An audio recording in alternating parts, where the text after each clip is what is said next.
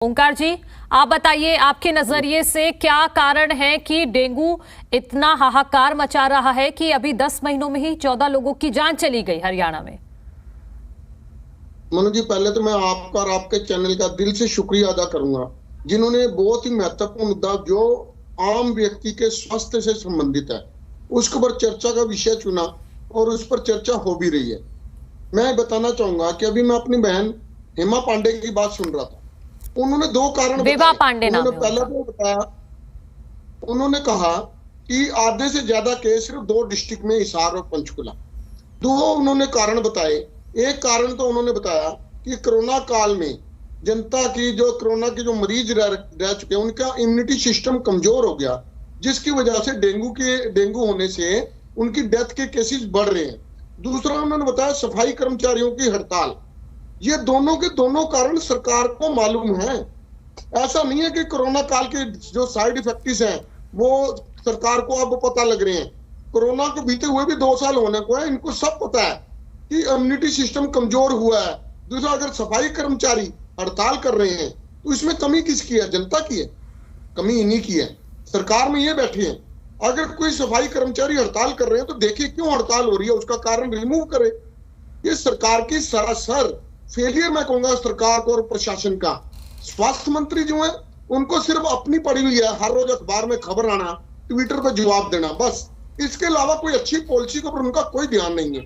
और जहां तक ये मैं कहूंगा कि हर साल ऐसी स्थिति पैदा होती है, हर साल डेंगू के मरीज आते हैं और इनका सिस्टम ही जो समय है वो भी फिक्स है। तो सरकार क्यों नहीं इसके बारे में पहले से कार्य करती?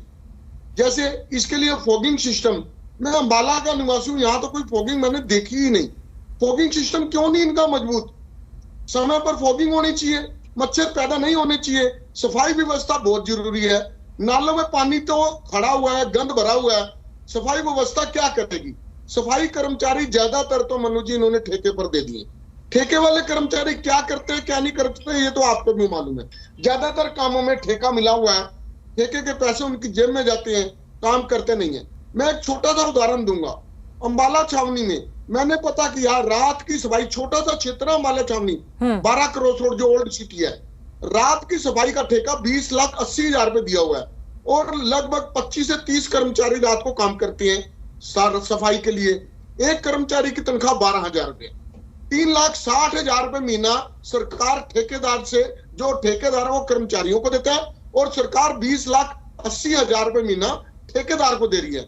दिन का ठेका 2,200 रुपए टन के हिसाब से दे रखा है कचरा उठाने का। तकरीबन 1.25 करोड़ रुपए महीने का ये बनता है। सरकार ठेकेदारों को पैसे खुल के दे रही है क्योंकि ठेकेदार इनको कमीशन देते हैं, इनके अधिकारियों को। लेकिन सफाई व्यवस्था के नाम पर जहां कहीं भी देख लो गंदगी के ढेर हैं। और जब कहीं बात होती है कहते हैं शाम को उड़ जाएगा, सवेरे उड़ जाएगा। मुख्य मुद्दा यह है कि जो डेंगू के केसेस बढ़ रहे हैं इसमें सरकार की लापरवाही है।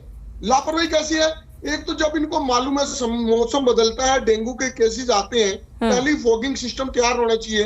अस्पताल में व्यवस्था, आपने ये भी सवाल किया था कि क्या अस्पतालों में अच्छी व्यवस्था है। मेरा ये मानना अस्पताल फेलियर है।